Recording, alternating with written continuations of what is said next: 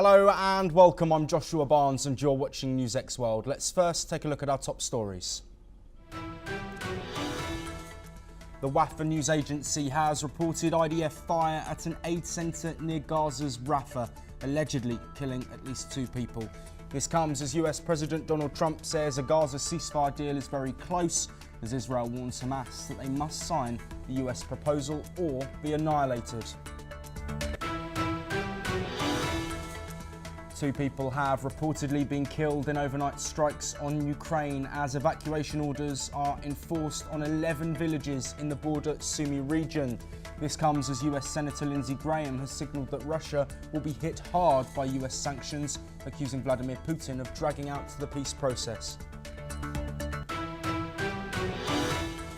President Trump says he plans to double tariffs on imported steel and aluminium to 50%, increasing pressure on steel producers amid further global trade tensions. Canada and Australia have condemned the move, which has seen shares of steelmakers surge.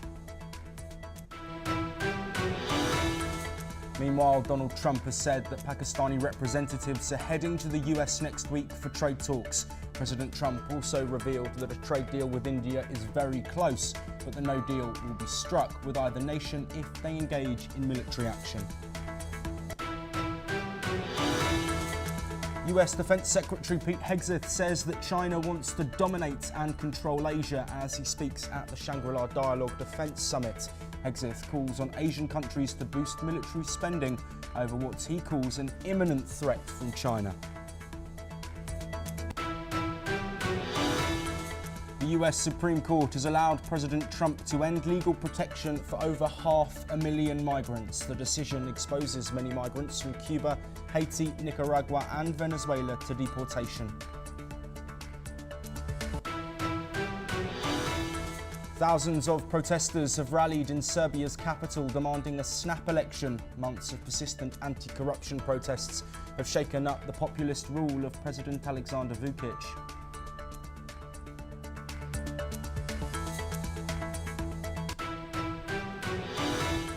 Rescue operations are underway after heavy rain in central Nigeria caused flooding, with the death toll now rising to at least 150 people, according to emergency services. The Nigerian government has expressed its profound sorrow.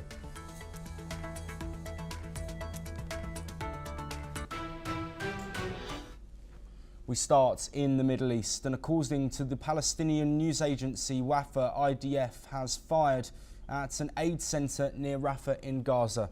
This comes as US President Donald Trump announced that a ceasefire and hostage release deal between Israel and Hamas may be very close. Speaking from the Oval Office, Trump said a possible agreement could be revealed within hours. This is what the US President said. Update to the latest ceasefire agreement that Israel has agreed to, but Hamas still considering.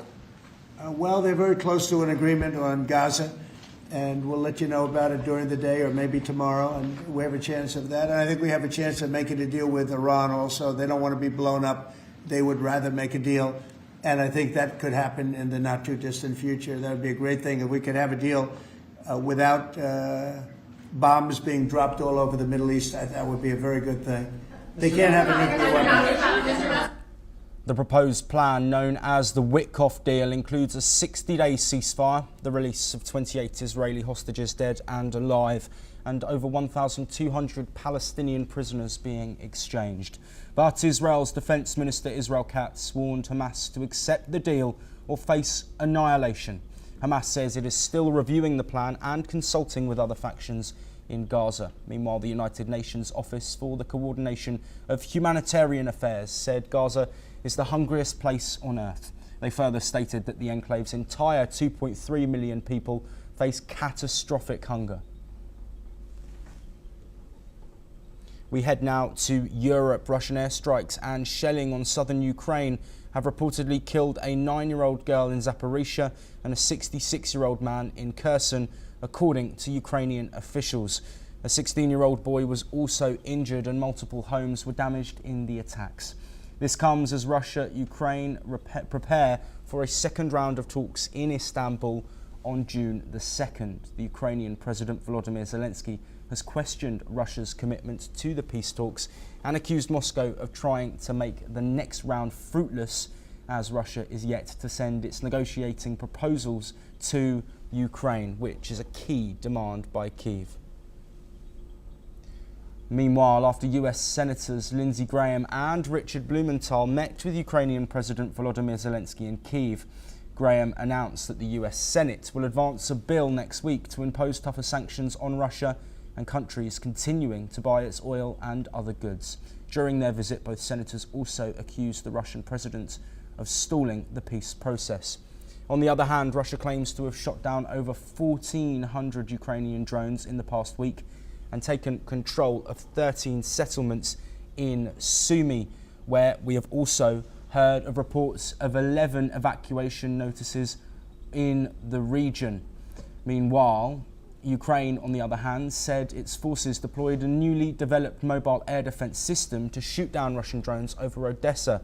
Kyiv reported 93 frontline clashes on May the 30th alone, including the repelling of 28 Russian attacks near Pokrovsk.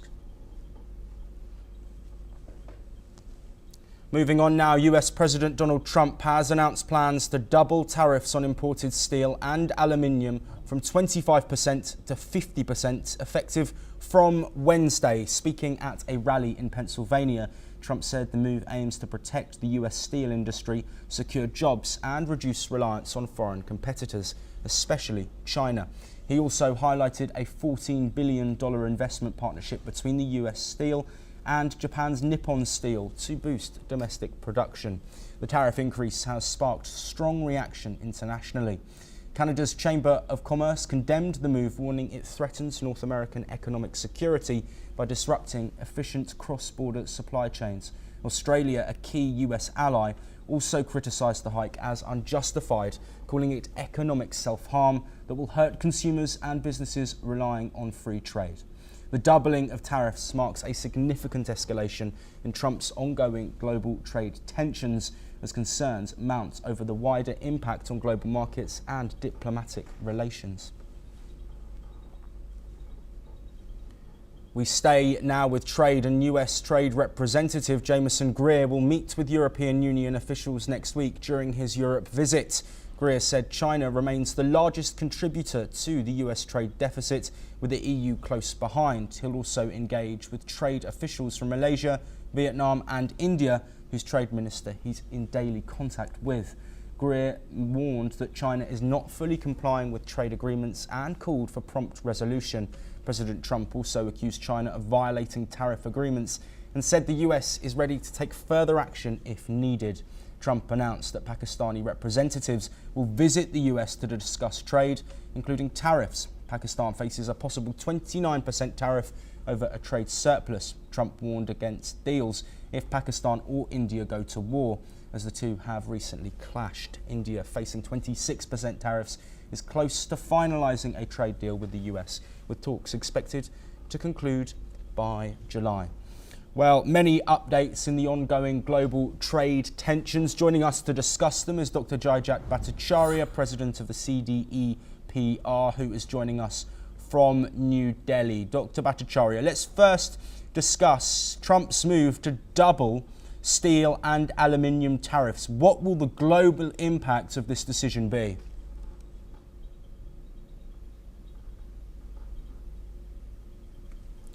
Dr. Bhattacharya, I believe we had a connection issue there, but I want to first look at Donald Trump's move to double these tariffs for steel and aluminium. What will be the global impact?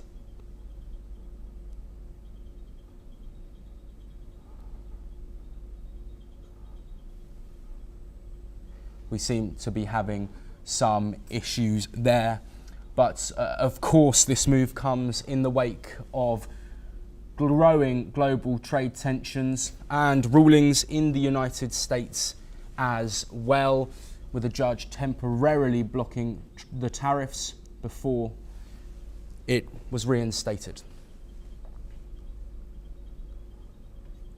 Moving to Africa now, flash floods have left a trail of destruction in central Nigeria, killing at least 115 people, with dozens still missing. Rescue teams continue to comb through rubble and riverbanks in Mokwa, a town in Niger State, after torrential rains swept through on Wednesday night. Emergency officials say more bodies are expected to be recovered as floodwater carries victims into the River Niger. Thousands have been displaced, including children from an Islamic school, while 2 bridges were destroyed. Survivors describe losing homes, families and all possessions, some escaping with only the clothes on their backs. The National Emergency Management Agency is calling it an unprecedented flood, blaming climate change, poor infrastructure and unplanned construction for the scale of the devastation. This is what some of the survivors have said. We lost everything. The families, we don't even have anywhere again to go to. The property has gone. We lost at least 15 from this house. Something too much. If I didn't lose any family, we are escaping. But my property, all they are missing. So we need to help the government to help us. Because we didn't have anywhere to go now. Even today like this, I sleep inside garage. I don't get house to sleep because my house is already collapsed. Well, joining us to discuss this devastating situation is Des Majek, an environment activist who's joining us from Lagos, Nigeria. Des, thank you ever so much for being here. Let's look at what might have caused this. We've just there detailed some of the potential reasons, global warming being one of them. How has global warming potentially triggered this devastating circumstance which has led to dozens upon dozens of deaths? Absolutely. Well, we here have absolutely no doubt whatsoever that the global warming would have contributed towards it, because it is the most basic and fundamental of sciences that I personally learned as a 5 or 6 year old in my mother's kitchen. When she added heat to water, the water evaporated. More heat, more evaporation.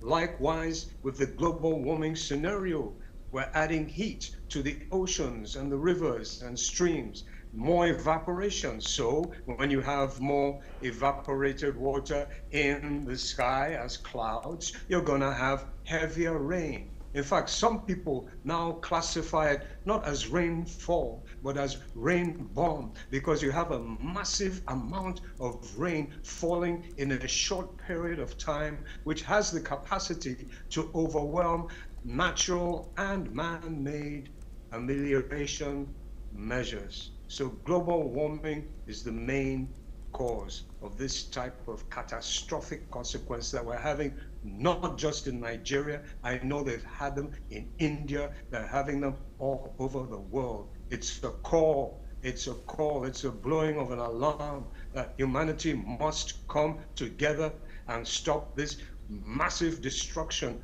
of nature. Because nature is bound by fundamental rules and laws. What you give her, she gives you back. If you don't believe me, try planting a seed of corn and see whether you will be able to harvest rice from what you have sown into nature. And what humanity has sown into nature is going to cause a lot more of this very, very sad consequence. Des, looking at the infrastructure in Nigeria, has this contributed to the death toll and the fact that heavy rainfall has led to such devastating circumstances for so many?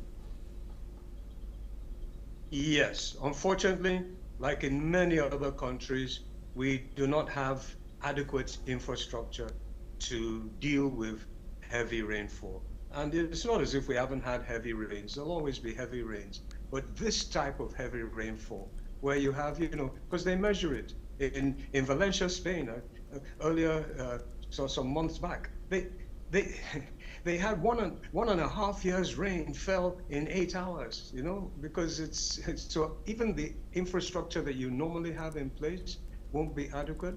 But also, and this is also a big challenge, nature's infrastructure, because nature has ways of dealing with heavy rains. You have streams, you have rivers, you have ways of, just letting the water flow a lot more gently. But unfortunately, we have also damaged that system by moving too much vegetation. So you have erosion on the banks, and then that erosion now silts up the streams and the rivers. So their capacity to even evacuate more water is limited. So natural infrastructure has been damaged, and the man-made infrastructure has not been adequate. It's an alarm call, and we need to hear it. Yes, absolutely. Des, of course, this is early, and we know emergency services are working on the ground, but given the geography, the closeness to the Niger River, do you think that this death toll could increase past 150 where it already stands? Yes, unfortunately, tragically, and so sadly, the death toll is likely to increase because this flood came from a bit of a distance, and it's so tragic. But even apart from the immediate death toll, a lot of people's lives have been so negatively impacted because their livelihoods, if they had farms, the farms have been washed away. If they had little businesses, those also have been destroyed. So the medium and long-term impact will also be quite severe on the people. And this is the time now for us as humanity to come together amongst ourselves and try to help each other. But mainly, the main thing is to ensure that we start living in harmony with nature. As we said earlier, nature, she gives you back. It's fundamental laws. It's there in every scripture. In the Bible, it's called retribution. In the Quran, it's called kifara. In the Bhagavad Gita, it's called karma. And these are fundamental laws. Give nature more care, more affection, and harmony. Live in harmony with nature, and we'll be fine. So it's a huge wake-up call for all of us. It's such a tragedy. Unfortunately and sadly, it's likely to happen again and again over the next few years, and it could get really, really, really bad if we don't take note and start reducing the massive pollution that we're pumping into the atmosphere that is causing this global warming, that is causing these terrible rain bombs. We have to change. We have to turn around and do the right thing in the right way. Des, as we bring this discussion towards a close, is there something that the geopolitical community can do to support Nigeria against these deadly floods? And if not globally, is there something that within Africa the nations can do to support countries that are facing these difficulties, which are happening on a more frequent basis due to climate change? This is an excellent question, and there are several things. One of them is that the African nations must come together. There needs to be a coming together of the various ethnic groups, the various nationalities, because even though we do have our differences in terms of ethnicity, differences in terms of religion, we have to remind ourselves that we're all in the same home. We're inhabiting this one planet Earth, and it's the only home that we have.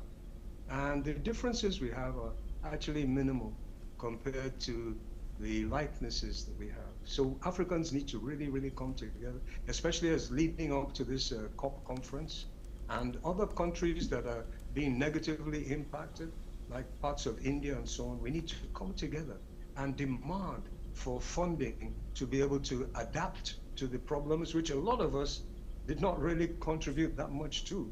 How much pollution is coming out of Africa, and even India for that matter. So we need to demand for funds so that we can adapt, but also to mitigate, because our populations are growing, and definitely we want to live a good life. We want to have electricity, we want to have the trappings of modern civilization. And as it stands now, if we're going to adopt the same systems that the industrialized Western nations have adopted, those things are going to require a lot of energy. So the energy can no longer come from dirty, poisonous sources. The energy has to come from clean sources. So that kind of mitigation is going to be a very expensive thing, but also for Africa, especially the tropical Africa, we have tremendous potential with our forests. And of course, that's nature's way of absorbing the CO2 that's always been given out, but never in this quantity. So we need to have a massive reforestation of the tropical forest belt and protecting our forests. But it's all a matter of coming together, knowing that we are each other's keepers. And if we give that goodness to each other, give that goodness to nature, it'll definitely come back to us. Yes, Des Magic, thank you ever so much for joining us at this extremely difficult time. We will, of course, bring you further updates from Nigeria as we get them following these devastating, deadly floods. Moving on now, at least 6 people have been killed and 15 others injured in a suspected drone strike on a hospital in Sudan as the country's brutal civil war continues to devastate civilian life. Rights groups say the attack on Obeid International Hospital in North Kordofan was carried out by the paramilitary Rapid Support Forces. The hospital suffered severe damage and has halted services indefinitely, dealing a critical blow to medical care in the region. Another hospital in Obeid city centre was also reportedly struck. Obeid is strategic as it is a major army supply hub connecting to Dafa. The besieged city of El Fasher, still under government control, remains the last holdout in the region. Meanwhile, a cholera outbreak is escalating in Khartoum state, with nearly 2,200 new cases and 70 deaths reported in just 2 days, further deepening the humanitarian crisis in Sudan. Staying in the region, in Libya, hundreds of protesters gathered in Tripoli for the 3rd straight week, demanding the resignation of Prime Minister Abdelhamid Dbeibeh and his UN-recognised governments of national unity, chanting "Dbeibeh out" and "the people wants the fall of the government." Demonstrators filled the city centre, fuelled by anger over deadly clashes between armed factions linked to rival political forces. Tensions flared recently after a leader of one armed group was killed by fighters from the 444 Brigade, which is aligned with Dbeibeh's administration. The fighting escalated when the brigade then clashed with the Radar Force, a powerful militia controlling parts of eastern Tripoli and the city's airport. The UN says at least 8 people were killed in the violence. Libya remains deeply divided between Western and Eastern rival governments, with elections postponed since 2021. في المظاهرات ثالث جمعة لينا هذه لإسقاط الحكومة. ليش نسقطوا في الحكومة احنا؟ لأن الحكومة جبناها باش تدير وحدة وطنية وباش تنحي الغلط اللي كان يعني في الحكومات الأسبق، لكن لقينا الوضع تأزم أكثر وأكثر. الأولى هي إسقاط حكومة الوحدة الوطنية. حكومة الوحدة الوطنية عاتت في ليبيا الفساد المالي والإداري لا يخفى على الجميع، هو موجود في كل المؤسسات. أيضا تفكيك الميليشيات المسلحة ورفع الدعم عنها، المطالبة بالجيش والشرطة، وأيضا المطالبة بانتخابات فورية ومستعجلة. We now move to the Indo-Pacific, and on the sidelines of the Shangri-La dialogue, India's Chief of Defence Staff has said that India successfully revised tactics in its recent strikes against Pakistani targets, claiming deep penetration and precision hits inside the country. He also reiterated India's strong stance against terror emanating from Pakistan. Let's take a listen. Government of India has made it quite clear. They have laid down the limits of the tolerance against terror activities emanating from Pakistan, and it's quite clear that India is going to respond precisely and decisively should there be any further terror attacks emanating from Pakistan. Speaking at the Shangri-La dialogue, Vietnam's defence minister also warned of unprecedented challenges since the Cold War. Let's have a listen to what he said. It has to be clear to all that Beijing is credibly preparing to potentially use military force to alter the balance of power in the Indo-Pacific. We know, it's public, that Xi has ordered his military to be capable of invading Taiwan by 2027. The PLA is building the military needed to do it, training for it every day, and rehearsing for. Meanwhile, US Defense Secretary Pete Hegseth issued a direct warning on China's military posturing in the Indo-Pacific. Hegseth called out China, calling it a threat. He said Beijing's army is rehearsing for the real deal, pointing to China's military drills around Taiwan. This is what the US Defense Secretary stated.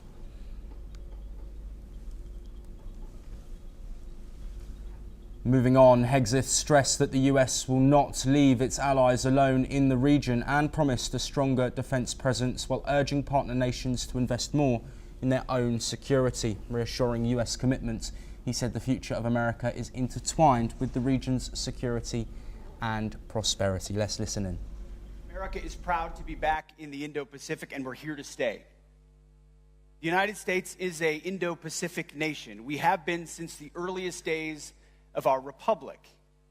We will continue to be an Indo-Pacific nation with Indo-Pacific interests for generations to come. And under President Trump's leadership, the United States is committed to achieving peace through strength. That starts with deterring aggression around the world and here in the Indo-Pacific, here in our priority theater, here with you, our allies, and our... He emphasised the shift away from imposing ideology and instead building defence ties based on common sense and mutual interests. Hegseth warned that any Chinese attempt to forcefully take Taiwan would have devastating global consequences, reaffirming that the US does not seek war but will not be pushed out of the region.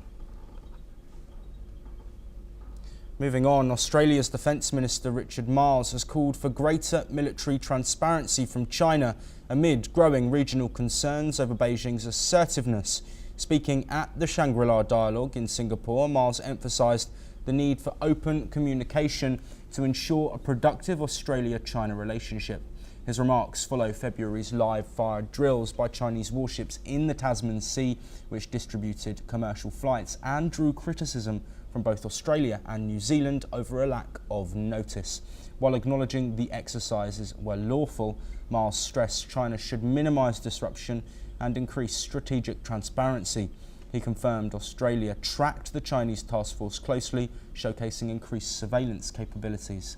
Amid China's growing military presence, Australia plans to boost missile defence and raise defence spending to 2.4% of GDP by the early 2030s, including a $2 billion investment in US submarine infrastructure. Moving to North America, a major setback for the Trump administration's plans to dramatically reshape the federal government. A federal appeals court has upheld the lower court's ruling that blocks mass layoffs and agency overhauls ordered by President Trump. The decision upholds a San Francisco injunction by Judge Susan Ilston, who sided with unions, advocacy groups and local officials. They argued the president lacks authority to make such sweeping changes without Congress. The court said the administration failed to show any immediate harm from a delay and added that the plaintiffs are likely to win in the end. He was joined by Judge Lucy Koh, both appointed by Democratic presidents. Dissenting Republican-appointed Judge Consuelo Callahan said the plan should proceed while under appeal. The White House called the ruling absurd and plans to escalate to the Supreme Court. Officials accused the court of trying to seize executive authority over hiring and firing. Elon Musk made a final White House visit yesterday, marking his exit from the plan. Doge faces multiple lawsuits accusing it of overreach and labour violations.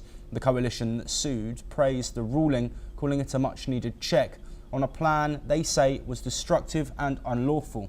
For now, the legal fight continues and the future of federal overhaul remains uncertain.